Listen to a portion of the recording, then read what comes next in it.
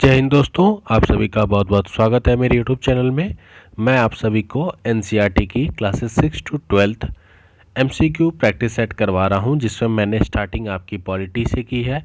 Polity से starting करने का कारण ये है क्योंकि एनसीईआरटी सार संग्रह जो थ्योरी क्लासेस चल रही हैं आपकी इसी यूट्यूब चैनल पे, उसमें मैंने पॉलिटी और मॉडर्न हिस्ट्री कंप्लीट करवा चुका हूँ। इसीलिए पॉलिटी की क्लास 6, क्लास 7 और क्लास 8 इनकी क्लासेस मतलब एमसीक्यू आपका कंप्लीट हो चुका है। आज हम क्लास 9th और 10th कंप्लीट करेंगे और 8 के एक दो चैप्टर जो बच गए थे उसे भी कंप्लीट करेंगे। चलिए क्लासेस को स्टार्ट करते हैं। पहला क्वेश्चन है हमारा, भारत में वर्तमान सर्वोच्च न्यायालय का पूर्ववर्ती संस्था क्या कहलाता था? भारत के वर्तमान सर्वोच्च न्यायालय का पूर्ववर्ती संस्था क्या कहलाता था? तो बताइए, इसे सर्वोच्च न्यायालय जो है इसे पूर्व में हम क्या कहते थे? तो इसे हम कहते थे federal court of India. Federal court of India. अगर इसकी स्थापना की बात करें तो 26 जनवरी 1950 को इसकी स्थापना की गई थी और उसी दिन हमारे देश को गणतंत्र देश बना था हमारा। इससे पूर्व फेडरल कोर्ट ऑफ इंडिया इसे कहा जाता था। क्लियर है आपका? और बाकी आपको इसमें हाँ ये ठीक है, आगे बढ़ते हैं। भारत में वर्तमान में उच्च न्यायालयों की कुल संख्या कितनी है? भारत में वर्तमान में उच्च न्यायालयों की कुल कितनी संख्या है? तो भारत में उच्च न्यायालयों की कुल संख्या है आपकी 25। बाकी बात करें तो उच्च न्यायालय की स्थापना सबसे पहले आपका 1862 में कलकत्ता में हुआ था। ठीक है, कलकत्ता में हुआ था, फिर मुंबई में हुआ था आपका, एक सेकंड सॉरी मुंबई लिख रहा हूँ मैं, बम्बई में हुआ था, मद्रास। तो उच्च न्यायालय की स्थापना सबसे पहले 1862 में कलकत्ता, बम्बई और मद्रास ये तीनों प्रेसिडेंसी शहरों में हुआ था। जो दिल्ली की अगर हम बात करें, जो दिल्ली का आपका उच्च न्यायालय है उसका गठन हुआ था 1966 में। आज टोटल देश भर में 25 उच्च न्यायालय है। बहुत सारे राज्यों में उच्च न्यायालय हैं, जबकि पंजाब और हरियाणा का उच्च न्यायालय साझा है, एक ही है। क्लियर? अगला क्वेश्चन है हमारा, जनहित याचिका PIL के संबंध में निम्नलिखित कथनों पर विचार कीजिए और बताइए कौन सा कथन इसमें सही है। तो आपको बताना है कि इसमें कौन सा कथन सही है। 1980 के दशक में सर्वोच्च न्यायालय ने इस व्यवस्था को विकसित किया था, PIL को। क्या ये कथन सही है? तो हाँ, ये कथन आपका सही है। जनहित याचिका सर्वोच्च न्यायालय, उच्च न्यायालय और जिला न्यायालय में दायर की जा सकती है। ये कथन आपका गलत है। जिला न्यायालय में तो आप दायर नहीं कर सकते हैं PIL को। ठीक है, जनहित याचिका के द्वारा न्यायालयों ने कानूनी प्रक्रिया को बेहद सरल बना दिया। ये बात भी सही है कि इसने कानूनी प्रक्रिया को बहुत ही सरल बना दिया है और ऐसा इसलिए किया गया है कि सर्वोच्च न्यायालय से न्याय जो है वह ज़्यादा से ज़्यादा लोगों तक पहुंच सके या फिर स्थापित हो सके। तो PIL आप सुप्रीम कोर्ट में डाल सकते हैं और इसमें आपके नाम को गुप्त रखा जाता है, तो इसमें कोई डरने की बात नहीं है। ये उच्च न्यायालय या सर्वोच्च न्यायालय में दायर किया जा सकता है, जिला न्यायालय में नहीं। अगला क्वेश्चन है हमारा, निम्नलिखित में से किस वाद में सुप्रीम कोर्ट ने यह फैसला दिया कि आजीविका का अधिकार जीवन के अधिकार एक मौलिक अधिकार का हिस्सा है? आजीविका का अधिकार जीवन के अधिकार का ही हिस्सा है। तो बताइए इसमें किस वाद में ये फैसला दिया था? तो इसका राइट आंसर हो जाएगा ऑप्शन ए, ओल्गा टेलिस बनाम बम्बई नगर निगम। इस मुकदमे में एक महत्वपूर्ण फैसला दिया था। इस फैसले में अदालत ने आजीविका के आधार को जीवन के आधार का हिस्सा बताया था। क्लियर? भारत में उच्चतम न्यायालय में न्यायाधीशों के स्वीकृत पदों की कुल संख्या वर्तमान में कितनी है? भारत में उच्चतम न्यायालय में न्यायाधीशों के स्वीकृत पदों की कुल संख्या वर्तमान में कितनी है? तो कुल संख्या कितनी है आपकी? 34 है। ठीक है। अगर बात करें उच्चतम न्यायालय की बात हो रही है तो उच्चतम न्यायालय में स्वीकृत पद कितने हैं? 34 हैं। और आपसे कार्यरत पूछ दे तो कार्यरत भी 34 है और स्वीकृत पद भी 34 है। क्लियर? कोई दिक्कत? ये आपका था उच्चतम न्यायालय। और अगर आपका पूछे उच्च न्यायालय की, एक मिनट, अगर उच्च न्यायालय की बात हो तो उसमें स्वीकृत पद आपके 1079 हैं, 655 कार्यरत हैं और 424 पद आपके खाली हैं। ठीक है।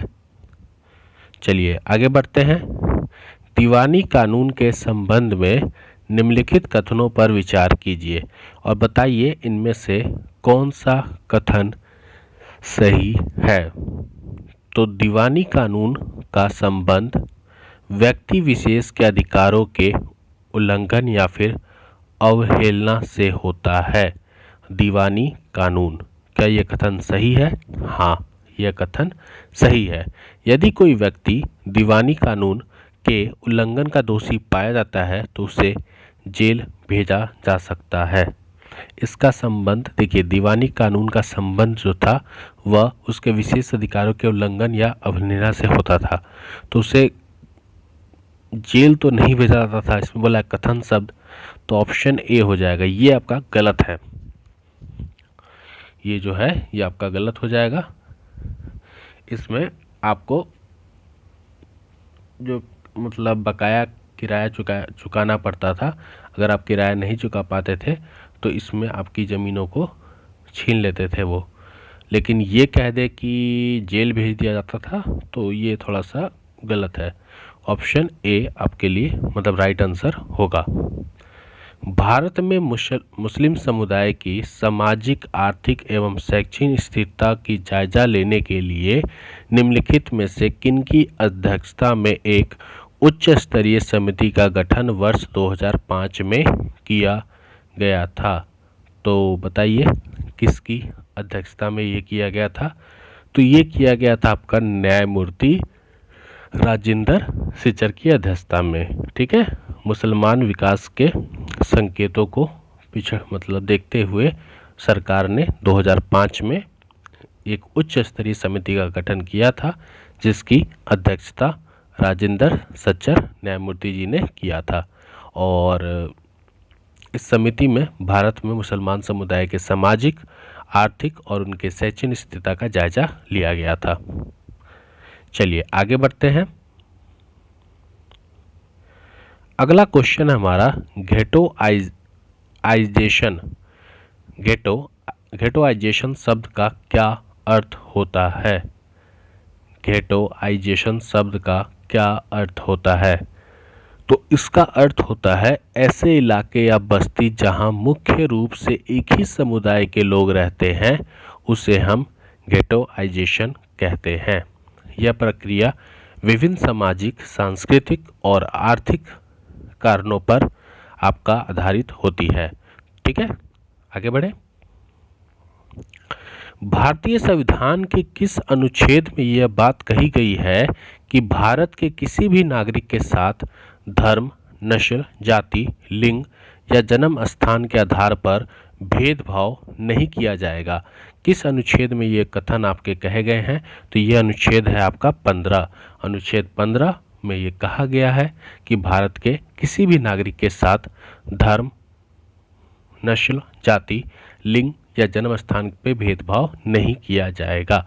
और ये चीज़ें आपने क्लास 8 में पढ़ी होगी। क्लियर?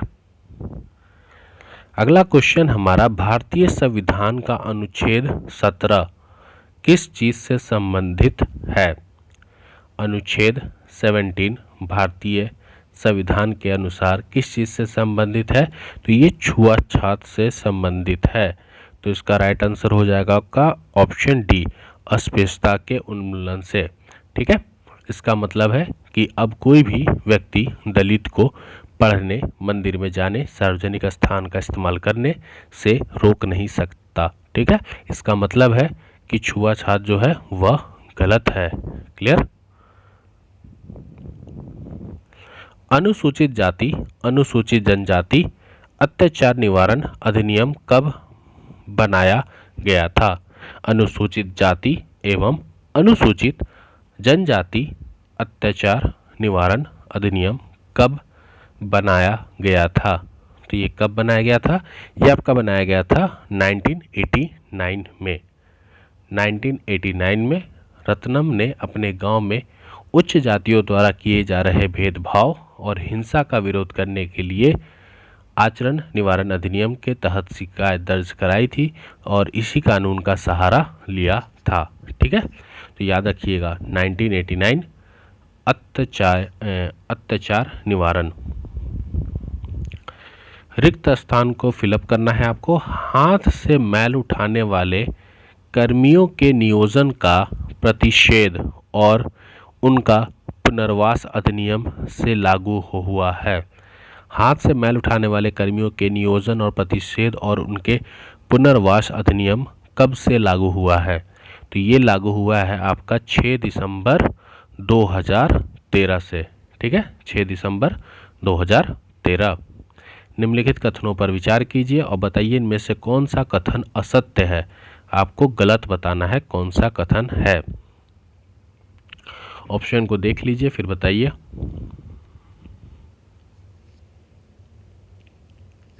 पहला कथन है आपका अनुसूचित जनजाति एवं परंपरागत वनवासी वन अधिकार मान्यता अधिनियम वर्ष 1989 में पारित किया गया था। तो ये बात तो आपका कथन गलत है, क्योंकि वर्ष 1989 की जगह ये आपका कब पारित किया गया था? 2006 में। क्लियर। इस अधिनियम की प्रस्तावना में कहा गया है कि यह कानून जमीन संसाधनों पर वन्य समुदाय के अधिकारों को मान्यता न देने के कारण उनके साथ हुए ऐतिहासिक अन्याय को दूर करने के लिए पारित किया गया है। हाँ, ये कथन आपका सही है। तो पहला कथन आपका सत्य है, तो क्वेश्चन असत्य का पूछा था तो ऑप्शन ए हो जाएगा। अगला क्वेश्चन है हमारा सुलभ इंटरनेशनल पिछले लगभग 5 दशक से निम्न जाति निम्न आय वर्ग के लोगों के सामने मौजूद स्वच्छता के अभाव की समस्या से निपटने की कोशिश कर रहा है। सुलभ इंटरनेशनल कैसा संगठन है? तो ये कैसा संगठन है, सरकारी या गैर सरकारी? तो ये आपका गैर सरकारी संगठन है और इस संगठन ने अभी तक लमसम 8,500 से ज़्यादा सामुदायिक शौचालय की इकाइयों को खोला है, मतलब बना दिया है। और अगर हम कहें तो अप्रॉक्स 15 लाख से ज़्यादा घरेलू शौचालय को भी बनाया है और लमसम 2 करोड़ से ऊपर लोगों ने इसका लाभ भी उठा चुके हैं। अगला क्वेश्चन है हमारा निम्नलिखित कथनों में देखिए, बताइए कौन सा कथन आपका सही है।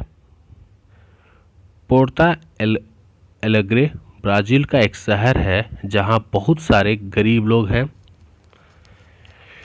दुनिया के दूसरे ज़्यादातर शहरों के मुकाबले यहाँ शिशु मृत्यु दर बहुत कम है। तो पोर्ता एलेग्रे ब्राज़ील का एक शहर है, ये कथन आपका एकदम सही है। और इस शहर में बहुत सारे लोग गरीब हैं, ये बात भी सही है। लेकिन गौर करने वाली बात यह है कि दुनिया के ज़्यादातर शहरों के मुकाबले यहाँ पे जो शिशु मृत्यु दर है वो बहुत ही कम है। और इसका कारण है कि यहाँ के जो नगर जल विभाग है वहाँ पर सभी लोगों को स्वच्छ पेयजल मुहैया कराया जाता है। यहाँ पे जो पानी की औसत कीमत है वो बहुत ही कम है। गरीबों को आधी कीमत में पानी मिल जाती है, जिसके चलते पानी का फ़ायदा उठाते हैं और सेहत इनकी सही रहती है, इसलिए मृत्यु दर भी यहाँ पे बहुत ही कम है। तो बोला है सही ऑप्शन, तो सही ऑप्शन आपका 1 और 2 हो जाएगा। 2 दिसंबर 1984 ईस्वी को भोपाल गैस त्रासदी किस गैस के रिसाव के कारण घटित हुई थी? तो बताइए कौन सा गैस था वो? तो वो गैस था आपका मिथाइल आइसोसाइनाइड। तो 24 साल पहले की ये बात है। 24 साल पहले भोपाल 1984 है ना, तो 84 से 94 से नहीं, आपका लमसम 30 साल हो गया। 30 साल पहले भोपाल में दुनिया की सबसे बड़ी भीषण औषधि त्रासदी हुई थी, जिसे हम भोपाल में यूनियन कार्बन नामक अमेरिकी कंपनी का कारखाना था, जिसमें आपके जो केमिकल्स बनाए जाते थे। और 2 दिसंबर 1984 को रात के 2 बजे यूनियन कार्बोनेट ने इस संयंत्र से मिथाइल आइसोनाइड, जिसे मिक गैस कहते हैं, वह गैस का रिसाव हो गया था। और ये एक टाइप की जहरीली गैस होती है, जिससे यहाँ पर बहुत ही बड़ा घटना हुआ था। लातीन अमेरिका देश मैक्सिको में राष्ट्रपति पद का चुनाव कितने वर्ष के अंतराल पर कराया जाता है? तो कितने वर्षों के अंतराल पर कराया जाता है? 6 वर्षों के अंतराल पर। और ये देश 1930 में आज़ादी होने के बाद यहाँ पर मैक्सिको में हर 6 साल पे राष्ट्रपति का चुनाव कराया जाता है। कितने साल पे? 6 साल पे। आज़ाद कब हुआ था? 1930। जानू पीएफ पार्टी किस देश का एक प्रमुख राजनीतिक दल है? तो ये किस देश का है? जिम्बाब्वे का। ठीक है, जिम्बाब्वे को 1980 में अल्पसंख्यक गोरों के शासन से मुक्ति मिली थी। तो अल्पसंख्यक गोरों के शासन से मुक्ति कब मिली थी जिम्बाब्वे को? 1980 में। और इसके बाद देश पर जानू पीएफ दल का राज है। और इस देश में इस दल ने स्वतंत्रता संघर्ष की अगुवाई भी की थी। और इनके नेता कौन थे? इनके नेता थे आपके रॉबर्ट मुगाबे। Robert Mugabe. ठीक है, आगे बढ़ा जाए।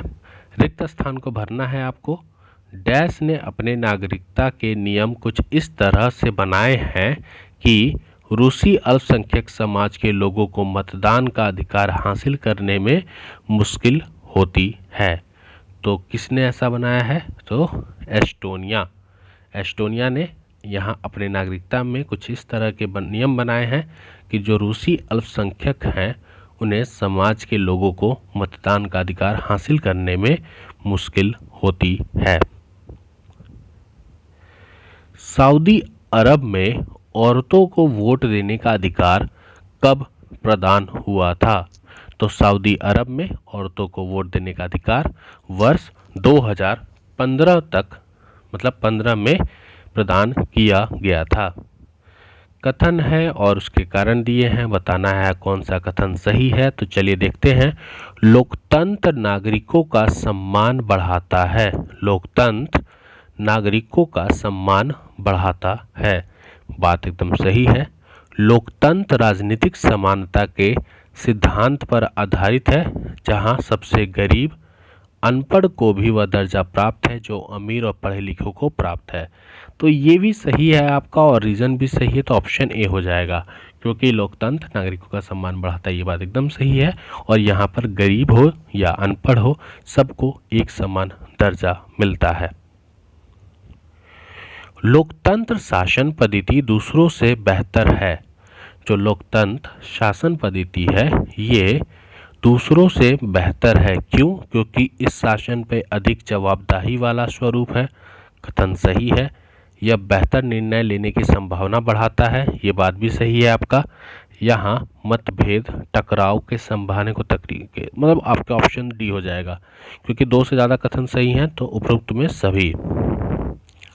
अगला क्वेश्चन हमारा फिर से कथन और कारण दिया हुआ है और बताना है कि इसमें क्या आपका सही रहेगा। तो चीन ने 1958 और 61 के दौरान पड़ा अकाल विश्व इतिहास का अब तक ज्ञात सबसे भयानक अकाल था। इसमें करीब 3 करोड़ लोग भूख से मरे थे। ये कथन ये आपका क्लास 9 का है। ठीक है, क्लास 9 का चैप्टर 1 से एक क्वेश्चन पूछा गया, तो आप यहाँ से देख सकते हैं। कौन सा है? पॉलिटी है, ये भी बता देता हूँ। तो ये कथन आपका सही है। फिर बोलता है, अर्थशास्त्रियों का मानना है कि अगर चीन ने बहुदलीय चुनावी व्यवस्था होती तो इतने सारे लोग भूख से नहीं मर सकते थे। ये कथन भी सही है, क्योंकि सरकारी नीतियों के अंतर के कारण भारत में लोकतंत्र व्यवस्था थी, तो भारत सरकार ने खाद्य सुरक्षा के मामलों में जिस तरह से काम किया वैसा अगर चीन सरकार भी काम करती तो वहाँ पर इतना भयंकर भूखमरी नहीं होता। तो option A will be the right answer.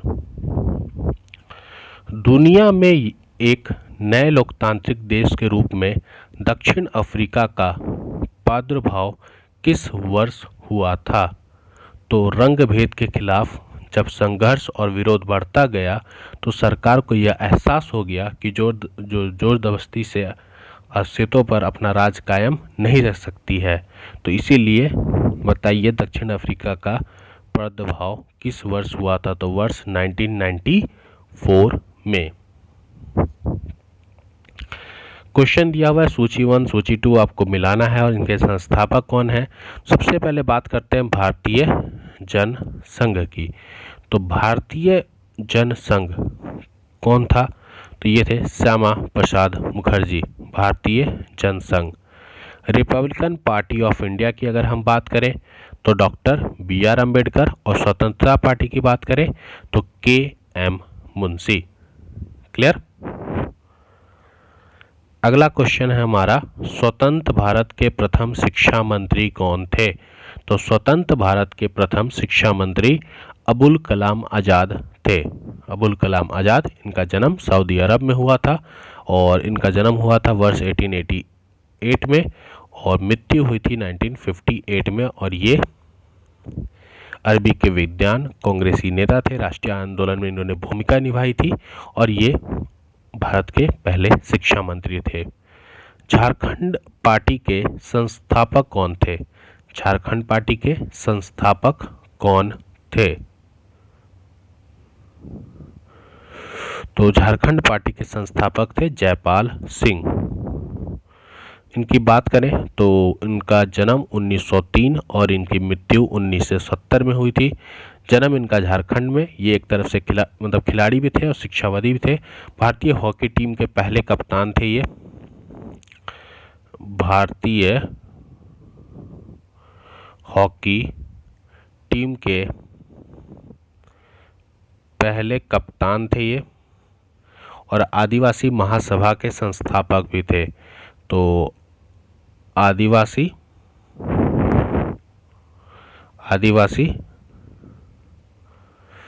महासभा के संस्थापक कह लीजिए या अध्यक्ष कह लीजिए, ठीक है। तो याद रखिएगा जयपाल सिंह झारखंड पार्टी के संस्थापक थे। अगला क्वेश्चन हमारा, स्वतंत्र भारत के पहले रक्षा मंत्री कौन थे? स्वतंत्र भारत के पहले रक्षा मंत्री बलदेव सिंह थे। इनका जन्म हरियाणा में हुआ था, 1901 में जन्म, 1961 में इनकी मृत्यु। कहाँ पे? हरियाणा में इनका जन्म हुआ था और ये पंजाबी विधानसभा में अकाली पार्टी के नेता थे। किसके? अकाली पार्टी के ये नेता थे, ठीक है। चलिए आगे बढ़ते हैं। स्वाधीन भारत के पहले वित्त मंत्री कौन थे? तो स्वाधीन भारत के पहले वित्त मंत्री टी.टी. कृष्णमाचारी थे। टी.टी. कृष्णमाचार्य। इनके भी जन्म की बात करें तो इनका जन्म हुआ था तमिलनाडु में, 1899 में जन्म हुआ था, 1974 में इनकी मृत्यु हुई थी और ये प्रारूप कमेटी के सदस्य थे और ये कांग्रेसी नेता थे। बाद में इनको केंद्रीय मंत्रिमंडल में वित्त मंत्री बनाया गया था। और आज की क्लास का लास्ट क्वेश्चन है, एक क्लास में हम 30 क्वेश्चन ही करेंगे आपका, ठीक है। जो लास्ट क्लास जैसे 30 और लास्ट क्लास में 40 क्वेश्चन। भारतीय संविधान निर्मात्री सभा के संबंध में निम्नलिखित कथनों पर विचार कीजिए और बताइए इनमें से कौन सा कथन असत्य है। तो पहला है ऑप्शन, प्रारूप कमेटी के अध्यक्ष पंडित जवाहरलाल नेहरू थे। तो ये तो गलत है कि प्रारूप कमेटी के अध्यक्ष कौन थे? ये थे अध्यक्ष आपके B R. Ambedkar. Doctor B R. Ambedkar प्रारूप कमेटी के अध्यक्ष थे। संविधान सभा के 3 वर्षों में कुल 114 दिन ही गंभीर चर्चा हुई थी। ये बात एकदम सही है। 2000 से ज़्यादा संसाधनों पर विचार हुआ था और 114 दिनों पर गंभीर चर्चा हुई थी। उन चर्चा की हर बात को कॉन्स्टिट्यूट असेंबली डिबेट्स नामक 12 मोटे मोटे खंडों में प्रकाशित किया गया था। ये बात भी सही है और इन्हीं बहसों से हर प्रावधान के पीछे की सोच तर्क को समझा जाता था और इन बहस को दस्तावेज के रूप में उपयोग किया गया था। तो बोला है कौन सा कथन असत्य है, तो आपका ऑप्शन ए असत्य है, क्योंकि प्रारूप कमेटी के अध्यक्ष डॉक्टर BR अम्बेडकर थे। तो आई होप आपको ये क्लास अच्छी लगी हो। अगर आपको ये क्लास अच्छी लगी हो तो इस चैनल को सब्सक्राइब कर लीजिए, वीडियो को लाइक कीजिए, अपने दोस्तों के साथ फ्रेंड सर्कल में शेयर कीजिए और अपने डाउट्स, अपने थॉट्स और अगर कुछ क्वेश्चन है तो कमेंट करके मुझसे पूछ सकते हैं, मैं आपको रिप्लाई ज़रूर दूंगा। मिलते हैं अपने नए वीडियो में। जय हिंद, जय भारत।